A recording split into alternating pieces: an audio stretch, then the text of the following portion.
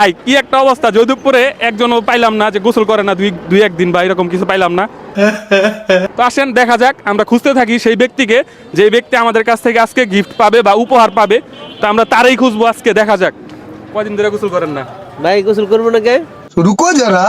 করেন হ্যাঁ ভাই রে ভাই, রেগুলার গোসল করে ভাই, কি একটা অবস্থা। আচ্ছা এই কাকারা জিগাই তো, এই কাকাই দেখি কি কয়।